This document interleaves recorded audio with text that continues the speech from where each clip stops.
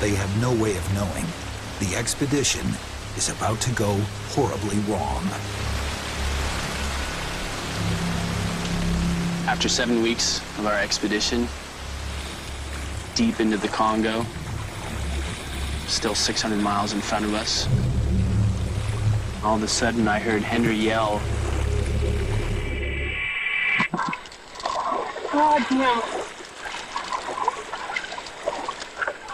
Oh. Damn it. Oh, Henry.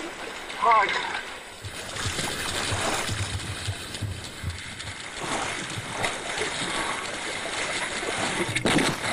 Crocodile. Crocodile. Crocodile. I don't know, I can't. Hello. Ibrahim, this is Ben. Can you hear me? We've had a terrible accident here. Henry just got taken by a crocodile. Can you hear me?